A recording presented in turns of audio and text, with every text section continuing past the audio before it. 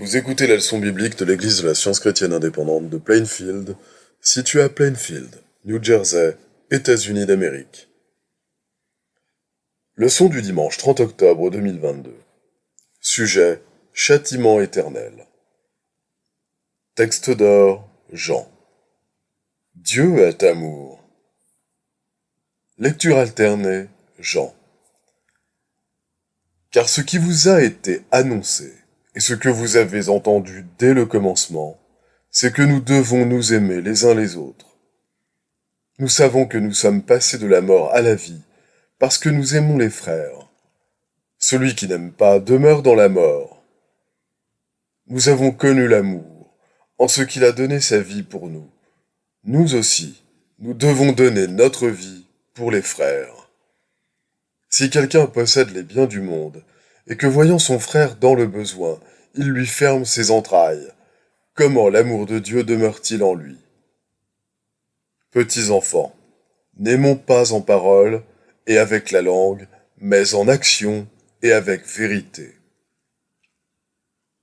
La Bible.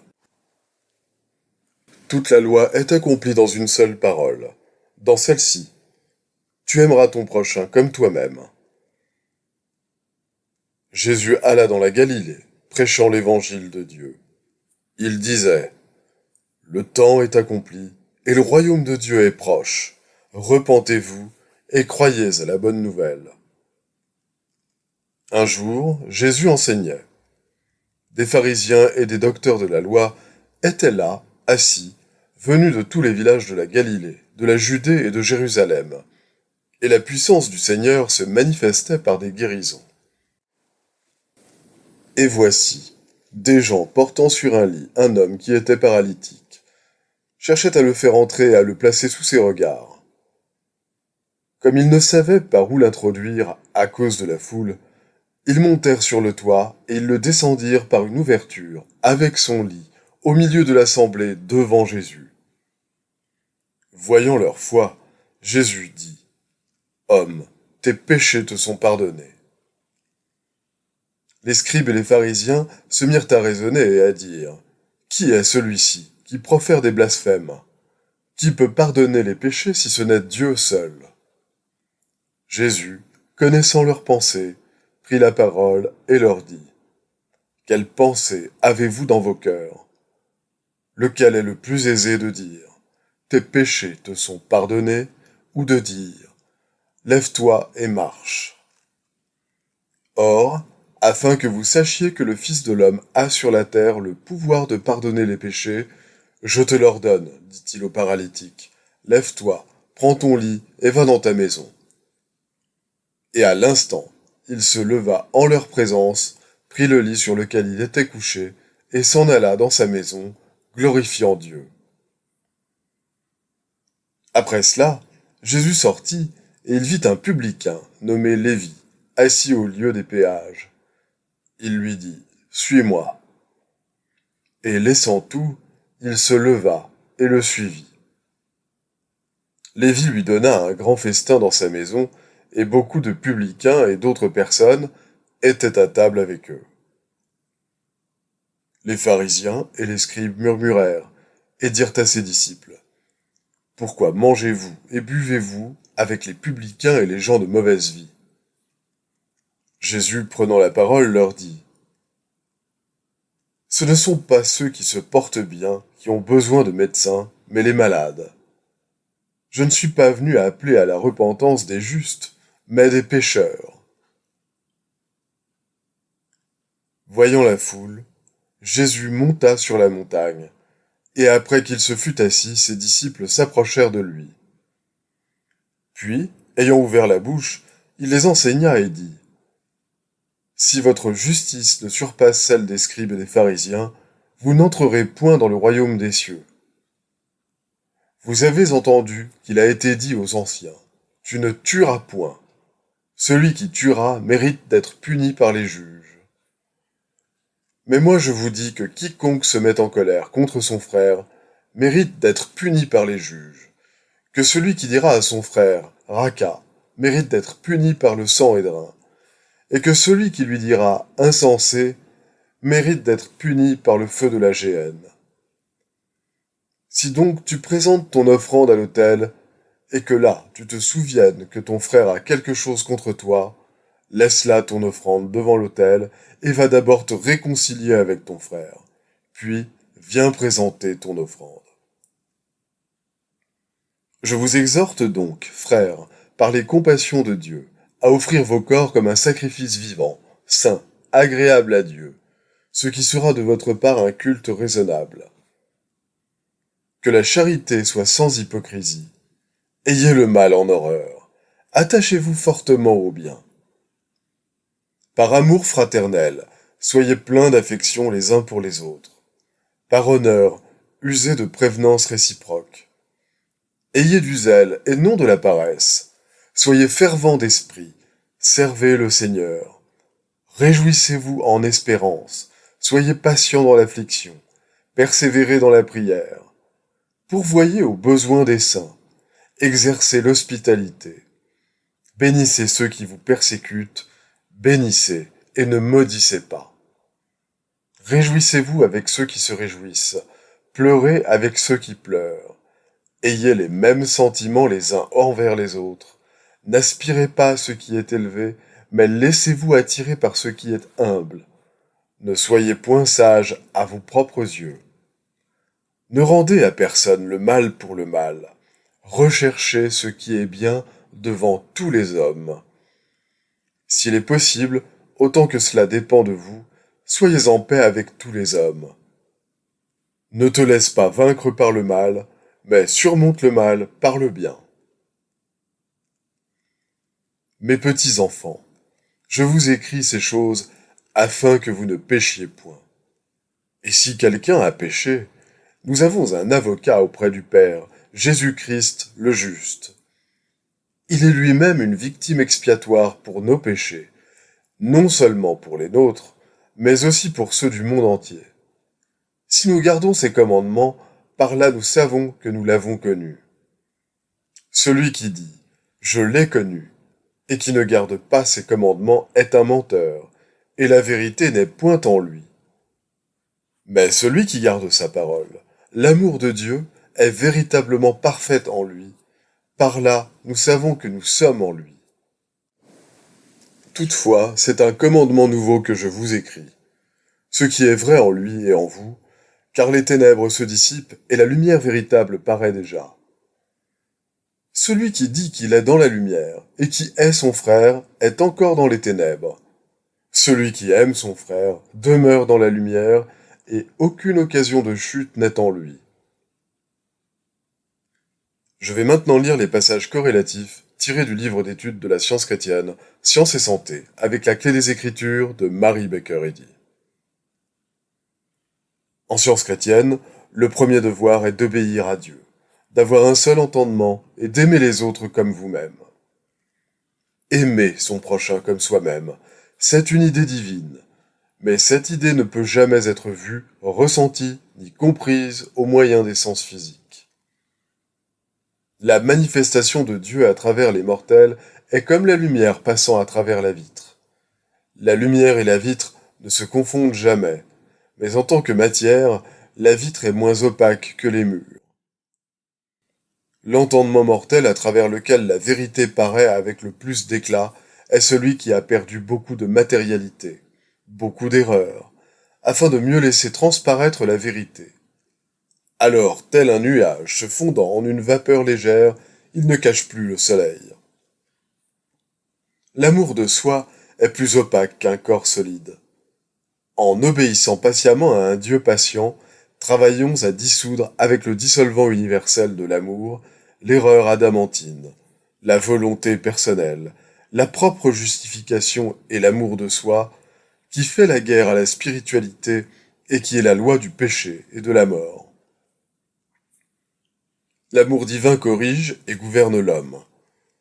Les hommes peuvent pardonner, mais ce principe divin seul réforme le pécheur. Causer la souffrance comme conséquence du péché, c'est le moyen de détruire le péché. Tout prétendu plaisir dans le péché entraînera plus que son équivalent de douleur, jusqu'à ce que la croyance à la vie matérielle et au péché soit détruite, Pour atteindre au ciel l'harmonie de l'être, il nous faut comprendre le principe divin de l'être. Dieu est amour. Impossible d'en demander davantage, de regarder plus haut, d'aller plus loin. Supposer que Dieu pardonne ou punit le péché selon que l'on recherche ou non sa clémence, c'est méconnaître l'amour et utiliser la prière comme soupape de sûreté pour échapper aux conséquences du péché. Si le changement appelé la mort détruisait la croyance au péché, à la maladie et à la mort, c'est à ce moment même que l'on atteindrait au bonheur, et ce bonheur serait à jamais permanent. Mais il n'en est pas ainsi. La perfection n'est acquise que par la perfection. Ceux qui sont injustes seront encore injustes, jusqu'à ce que, en science divine, le Christ, la vérité, fasse disparaître toute ignorance et tout péché. Le péché et l'erreur auxquels nous sommes asservis à l'instant de la mort ne cessent pas à ce moment-là, mais continuent jusqu'à la mort de ces erreurs. Pour être entièrement spirituel, il faut que l'homme soit impeccable. Il ne le devient que lorsqu'il arrive à la perfection. Le meurtrier, même s'il est tué au moment du crime, n'abandonne pas le péché pour autant. Il n'est pas plus spirituel parce qu'il croit que son corps est mort et apprend que son entendement, cruel, lui, n'est pas mort. Ses pensées ne seront pas plus pures tant que le mal ne sera pas désarmé par le bien. Son corps est aussi matériel que son entendement, et vice-versa. C'est une grave erreur de supposer que le péché est pardonné alors qu'on n'y a pas renoncé, que le bonheur peut être réel au sein du péché, que la prétendue mort du corps nous affranchit du péché, et que le pardon de Dieu est autre chose que la destruction du péché. Nous savons que tout sera changé en un clin d'œil quand sonnera la dernière trompette. Mais ce dernier appel de la sagesse ne peut venir avant que les mortels n'aient répondu à chaque appel moindre pendant que se développe le caractère chrétien. Les mortels ne doivent pas s'imaginer que la croyance à l'expérience de la mort les réveillera à l'être glorifié. Le ciel n'est pas une localité, mais un état divin de l'entendement, dans lequel toutes les manifestations de l'entendement sont harmonieuses et immortelles, parce que le péché ne s'y trouve pas, et qu'on y découvre que l'homme n'a pas de justice qui lui soit propre, mais qu'il possède l'Esprit du Seigneur, ainsi que le dit l'Écriture. La haine, l'envie, la malhonnêteté, la crainte, etc. rendent l'homme malade, et ni la médecine matérielle, ni l'entendement ne peuvent lui apporter un secours permanent, même physiquement, à moins de le rendre meilleur mentalement, et de le délivrer ainsi de ses destructeurs. L'erreur fondamentale est l'entendement mortel. La haine enflamme les penchants brutaux. Tout homme au-dessus du type le plus grossier de la nature humaine qui s'abandonne à de mauvais mobiles ou desseins devient un malheureux souffrant sans espoir. La science chrétienne ordonne à l'homme de maîtriser ses mauvais penchants, de maîtriser la haine par la bonté, la luxure par la chasteté, la vengeance par la charité, et de triompher de la tromperie par l'honnêteté. Étouffez ces erreurs dès leur naissance, si vous ne voulez pas entretenir une armée de conspirateurs contre la santé, le bonheur et le succès. L'homme bon peut à la longue vaincre sa crainte du péché. Telle est l'obligation du péché, se détruire lui-même. L'homme immortel démontre le gouvernement de Dieu, le bien, dans lequel il n'existe aucun pouvoir de péché. Les croyances à la souffrance, au péché et à la mort sont irréelles. Lorsque la science divine sera universellement comprise, ces croyances n'auront aucun pouvoir sur l'homme, car l'homme est immortel et vit de par l'autorité divine. La joie, exempte de péché, la parfaite harmonie et l'immortalité de la vie, possédant la beauté et la bonté divine illimitées, sans aucune douleur, ni aucun plaisir corporel, constitue le seul homme véritable et indestructible dont l'être est spirituel. Cet état d'existence est scientifique et intact, perfection que seuls discernent ceux qui ont la compréhension finale du Christ dans la science divine. Voici ce qu'est la vie éternelle, dit Jésus. Ce qu'est, non ce que sera. Et ensuite, il définit la vie éternelle comme une connaissance présente de son Père et de lui-même, la connaissance de l'amour, de la vérité et de la vie. L'homme est immortel, et le corps ne peut mourir car la matière n'a pas de vie à abandonner. Les concepts humains nommés matière, mort, infirmité, maladie et péché sont tout ce qui peut être détruit. Cette parole de l'Écriture, tu as été fidèle en peu de choses. Je te donnerai la domination sur beaucoup, s'accomplit littéralement quand nous sommes conscients de la suprématie de la vérité qui fait voir le néant de l'erreur. Et nous savons que le néant de l'erreur est en proportion de sa perversité. Celui qui touche le bord de la robe du Christ et maîtrise ses croyances mortelles, l'animalité et la haine, se réjouit dans la preuve de la guérison, dans la douce certitude que Dieu est amour. Quand je marche dans la vallée de l'ombre de la mort, je ne crains aucun mal, car l'amour est avec moi. La houlette de l'amour et le bâton de l'amour me rassurent. Oui, le bonheur et la grâce m'accompagneront tous les jours de ma vie, et j'habiterai dans la maison, la conscience, de l'amour pour toujours. Les devoirs quotidiens de Mary Baker Eddy. Prière quotidienne. Il sera du devoir de tout membre de cette Église de prier chaque jour. Que ton règne vienne, que le règne de la vérité, de la vie et de l'amour divin soit établi en moi et élimine de moi tout péché. Et puisse ta parole enrichir les affections de toute l'humanité et la gouverner. Règle pour les mobiles et les actes. Ni l'animosité, ni un attachement purement personnel ne doivent déterminer les mobiles ou les actes des membres de l'Église mère. Dans la science, l'amour divin seul gouverne l'homme, et un scientiste chrétien reflète les douces aménités de l'amour en réprouvant le péché, et en manifestant un véritable esprit de fraternité, de charité et de pardon. Les membres de cette Église doivent journellement veiller et prier pour être délivrés de tout mal, pour ne pas prophétiser, juger, condamner, conseiller, influencer ou être influencés d'une manière erronée. Vigilance face au devoir. Il sera du devoir de chaque membre de cette Église de se défendre journellement contre la suggestion mentale agressive et de ne pas se laisser entraîner à oublier ou à négliger son devoir envers Dieu, envers son leader et envers l'humanité.